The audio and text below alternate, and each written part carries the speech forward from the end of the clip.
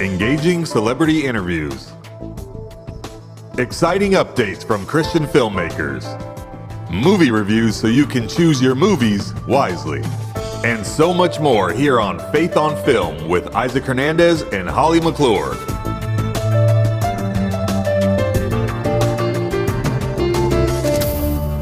Hello, everyone, and welcome to this week's episode of Faith on Film. We're so excited that you're with us today. Holly, how you doing? Always excited to have these people with us and excited about the show today. We've got something fun to talk about. Well, I do anyway. I'm going to be talking about a movie that I went and saw being filmed at the AT Stadium in Dallas, Texas. And I'll tell you more about it when we get to that part. Fantastic. Well, and of course, what we have coming up here is Melissa Anschutz from Encourage TV, and she's here to tell us about a movie that is available now on Encourage TV. And what we'll do is take a look at the trailer, and then we'll go on and interview not only the producer of the movie, but the guy whose story this movie is all about. The movie is called Never Give Up, and it's a great story. You don't want to turn this channel. You want to stick around here. So let's take a look at the trailer. Hello, Melissa. How you doing? I'm good. Hi, Isaac. It's so great to be back on the show. It's so great. It's so great to have you. Did I ever tell you my first daughter's name is Melissa? I don't think so. Well, yeah. What a great name, right? I mean, do you know what the name Melissa? Do you know the biblical meaning of the name Melissa? Tell me. Honeybee. That's what it means, honeybee. But we're, of course, not here to talk about honeybees today. What are we talking about? We are talking about our featured film of the month, Never Give Up. It is such a great film, so well done. It is based on the true story of the life of Brad Mins, who was a deaf tennis player. It's about overcoming adversity, the challenges that are presented to us in our lives and what we do with those. It's just such an inspiration to everyone who's going to watch it, and I cannot wait for your audience to see it. Yeah, I, of course, saw it already. I loved it. Very impressive how this guy really didn't, he was deaf, but he didn't learn sign language. His mom made him learn how to read lips, and that was an impressive thing. Yeah, he had such good support from his family, and it's a wonderful, wonderful film. He was actually deaf at the age of 3, so he wasn't born deaf. He became deaf at the age of 3. So, I mean, and he's such an incredible person. I aspire to be not deaf. as incredible as he is. No, you don't aspire to be deaf, because no. Now, where can people see this movie? Oh, please come to Encourage TV to watch it. It is our YouTube channel. Encourage TV has all kinds of wonderful films. After you watch Never Give Up, please watch them all. It is free to subscribe, never costs, and you can watch all kinds of family-friendly entertainment there. So please come there. We do, just to let you know, have a Spanish channel now as well. Encourage TV Espanol, and we are just getting ready to launch our kids channel. So we've got a couple more channels that we're launching, but Encourage TV has been around for quite a while. So yeah, please subscribe and enjoy Never Give Up. And I just want to make sure people know that Encourage TV is a sponsor of this show. So we're very thrilled to help promote Encourage TV. We are proud sponsors because we love your show. Thank you. Now, we're going to have you on, not just for these 2 minutes pushing into a movie, but to tell us all about what's going on there at Encourage and those other channels that you're talking about. That's a lot of information that I think we need to talk about soon. Yeah, that sounds great. Oh, I would love to talk about it and kind of give the viewers a chance to understand how to get to each of those channels. And yeah, that's great. That sounds great. I'll come back on the show if that's all right with you. Fantastic. Now, who are we going to have interview right now? It's Brad, who's this is his name. The story's about Brad. Yep, it's about his life. And Rick Eldridge, who's just an incredible producer, just wonderful person all around. You're going to interview both of those gentlemen. Fantastic. Well, let's take a look at the trailer to Never Give Up, and then we'll come back with Brad and Rick. Holly. I was going to call you Holly. No, you're Honeybee.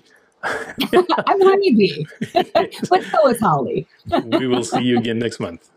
All right, sounds good. Thanks, Isaac. Mhm. Welcome to the 15th World Games of the Deaf.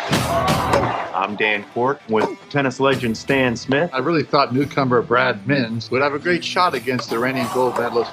We're in the third set. Osborne is serving for the match. There are some unique rules for deaf tennis. You can't play with hearing aids. Which means they're playing in complete silence.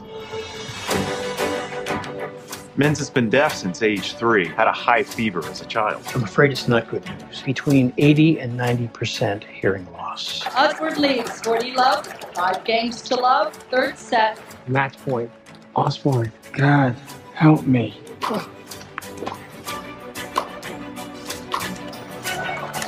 Most families choose sign language. I don't know what you're signing. Is there another option? Teach them to lip read, get a pair of high-end hearing aids, but institutionalization would probably be best. He's always going to be a deaf kid in a hearing world. We've made our decision. You're going to need to put him in the front row so that he can read your lips. Don't you think he should be at a deaf school? Oh, gotcha. You want to win at tennis? Yes, sir, Mr. Davis. Then we're going to make you a champion. Well done, Mans. He can't hear you. I don't need him to hear. I need him to win. World Games for the Deaf? What's that? Maybe you could play for Team USA.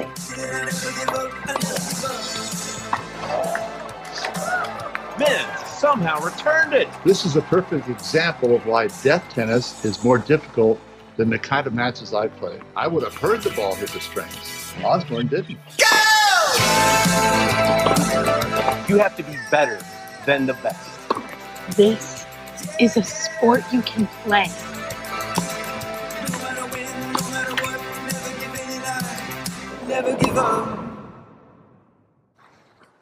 Gentlemen, welcome to Faith on Film. So excited to have you on today. Great to be here. Absolutely.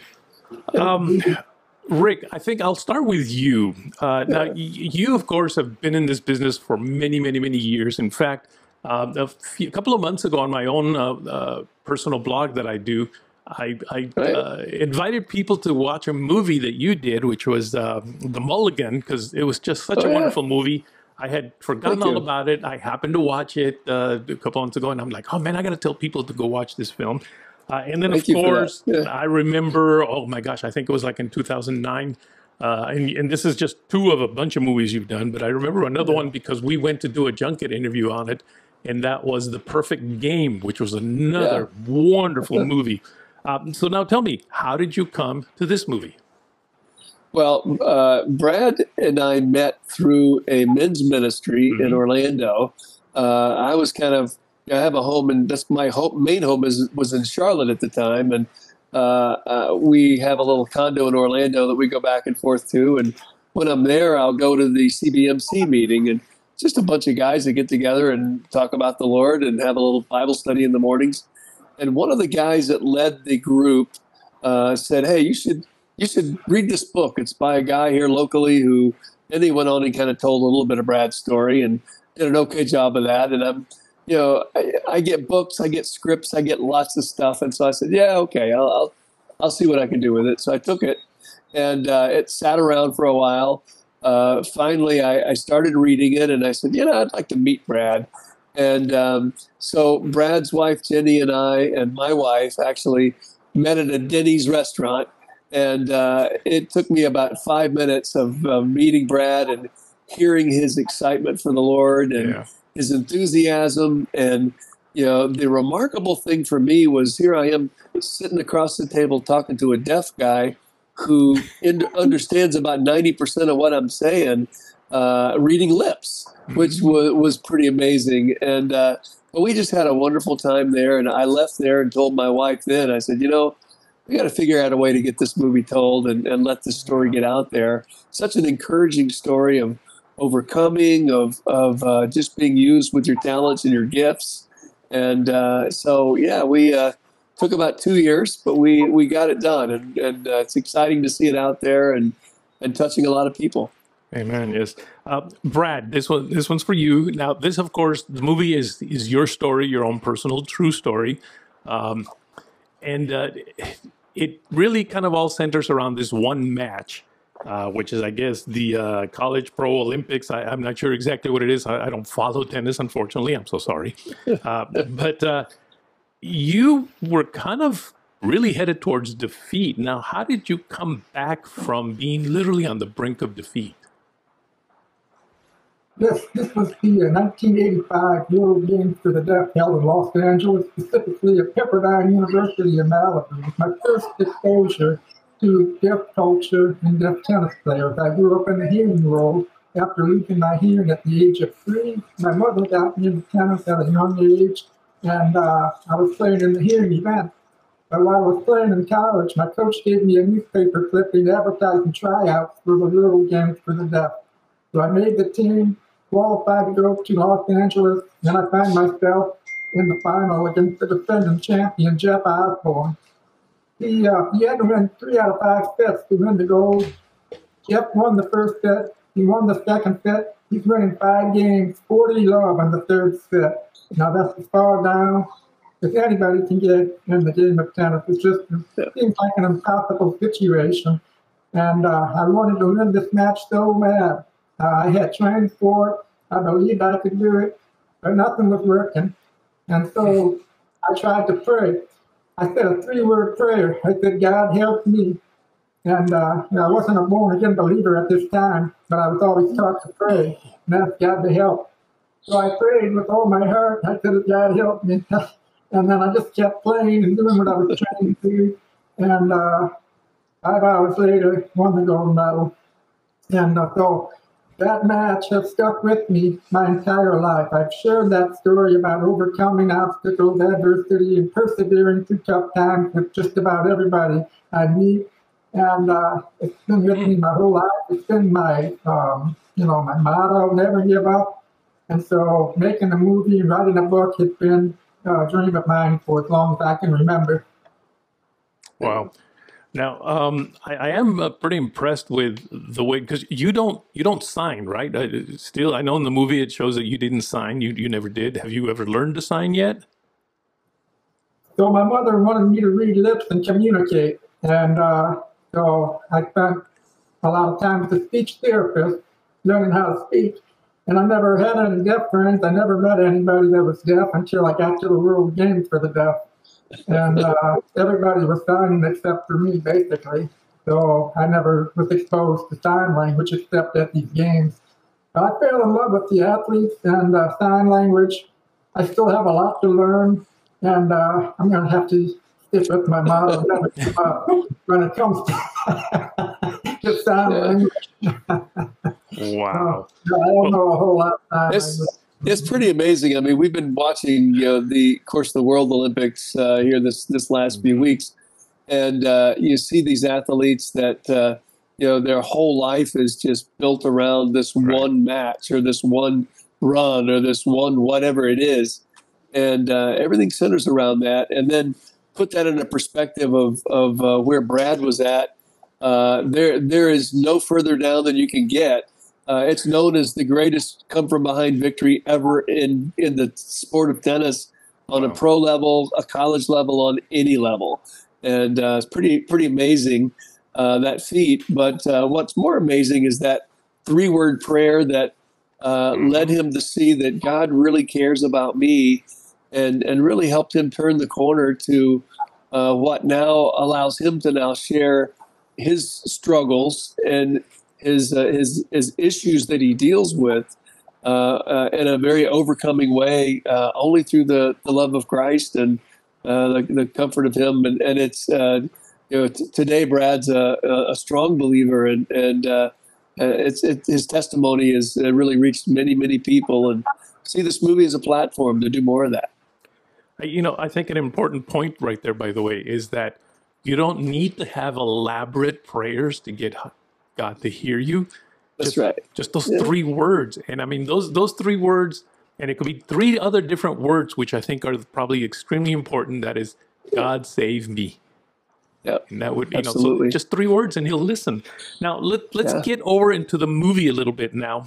Because, Walt Disney, I think he really understood the amount, the tremendous influence that a movie can have on the young minds, teenagers, kids, whatever. And you know, unfortunately, a lot of what Disney's putting out now, and I'm going to say it, is really a very negative influence, I think, that is having on our kids and on our teenagers and really on all of us, and just really turning our culture into something that is definitely not moral.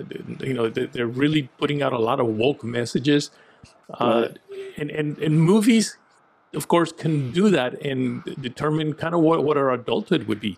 What, how does this movie, Not Giving Up, impact young lives in a more positive way? Well, I think, Brad, go ahead. Yeah, go ahead, take that.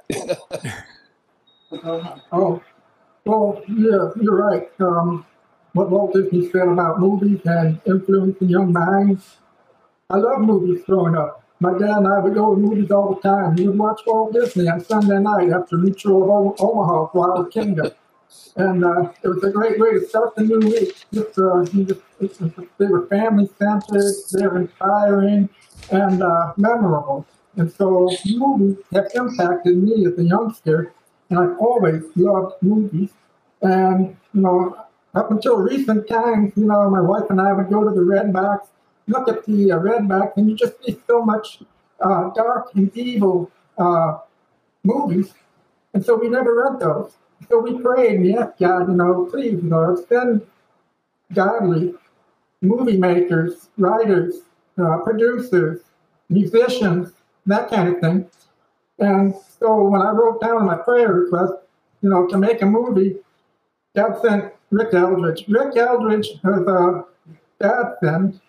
America is blessed to have people like Rick Eldridge who get things done in the entertainment world. Movies are family-centered. They're inspirational.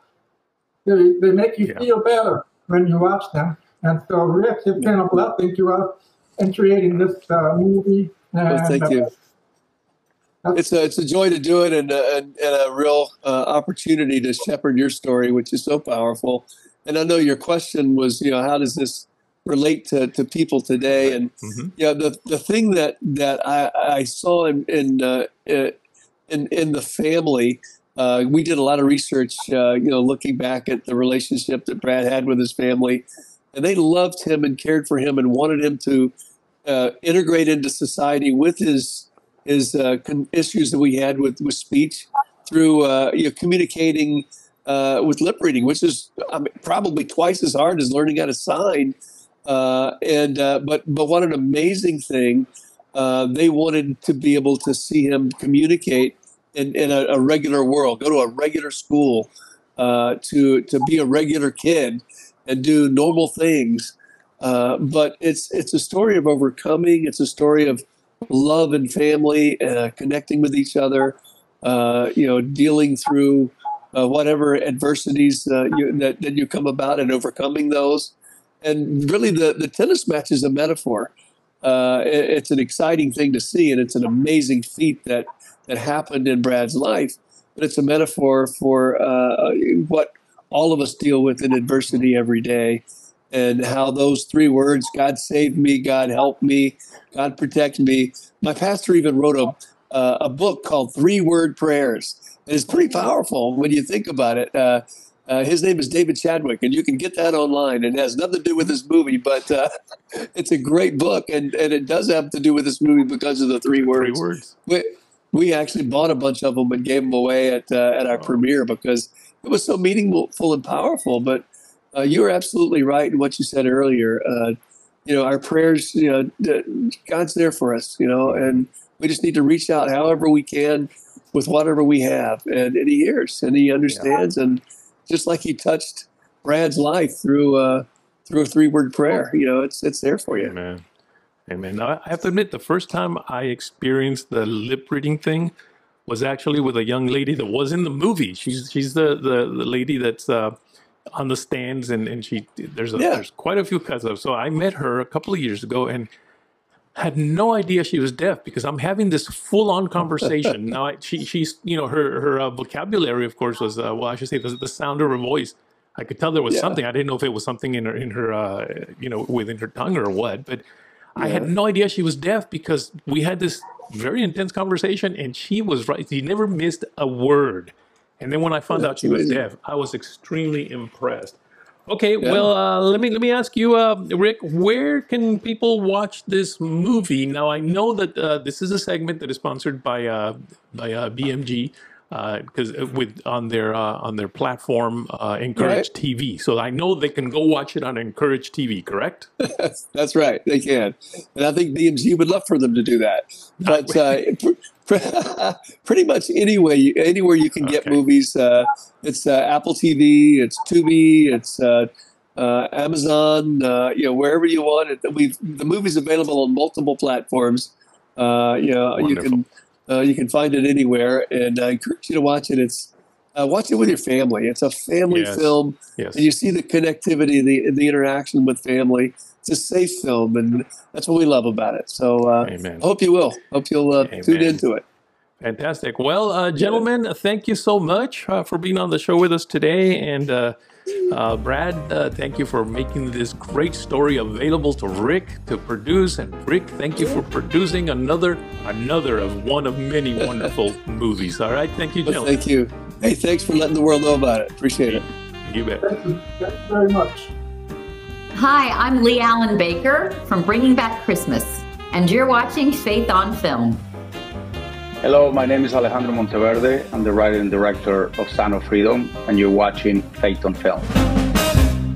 You know, Holly, I really enjoyed talking to Rick Eldridge, who, of course, has directed or has produced really quite a few great movies. And, of course, Brad Mintz, who the movie is all about.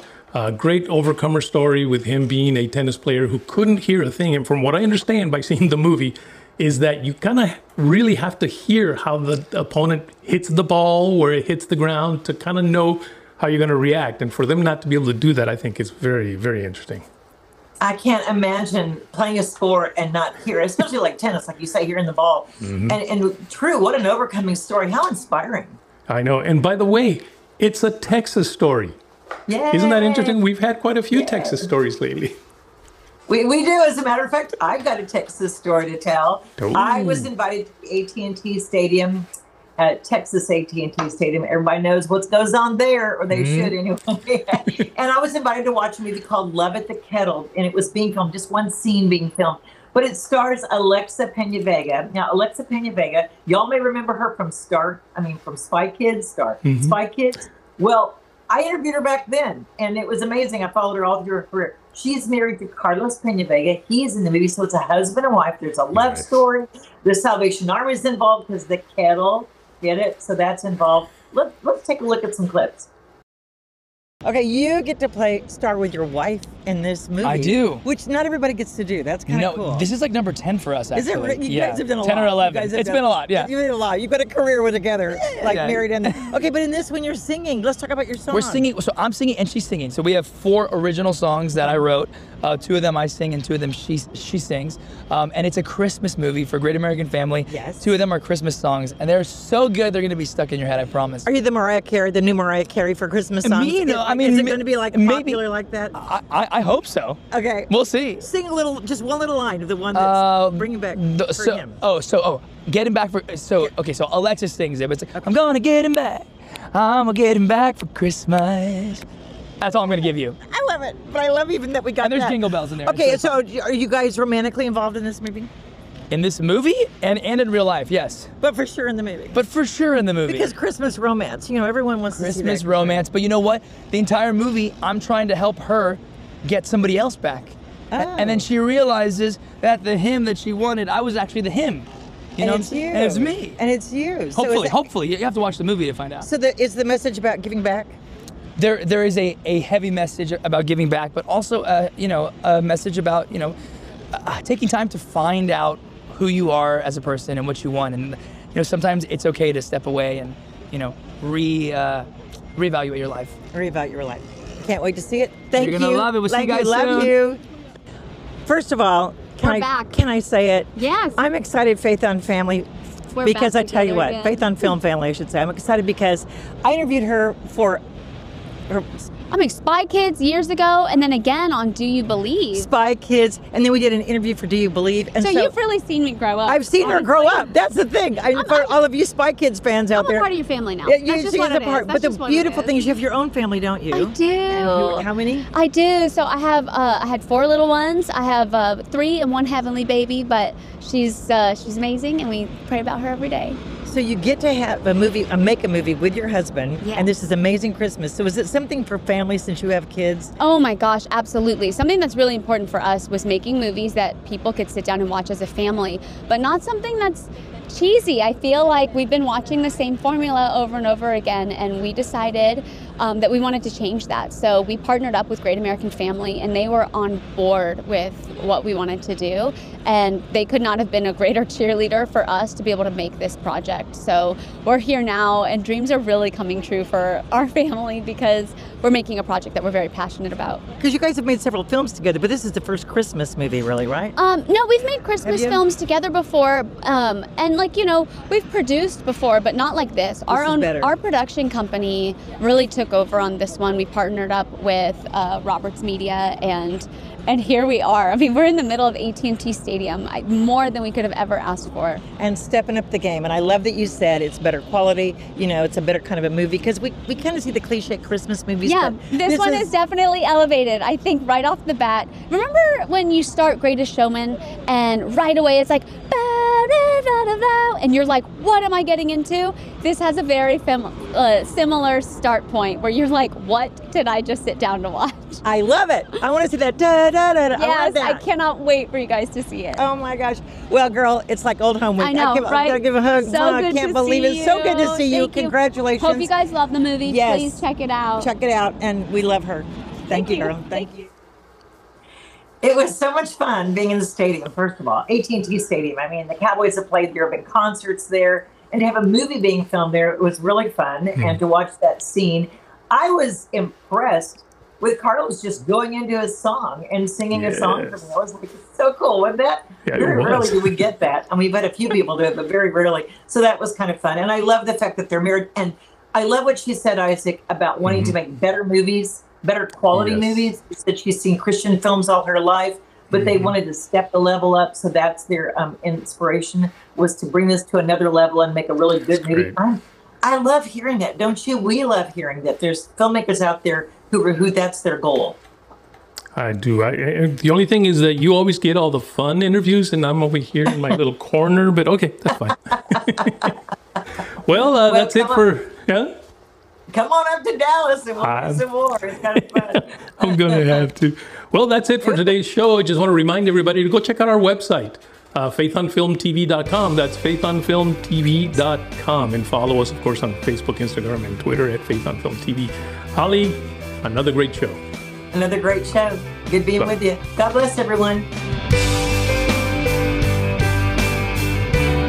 Write to us at faithonfilmtv@gmail.com. That's faithonfilmtv@gmail.com. Follow us on Facebook, Instagram, and Twitter at Faith on Film TV. Also, go to our YouTube channel, Faith on Film TV, and hit the subscribe button and the bell for notifications on our latest Faith on Film shows.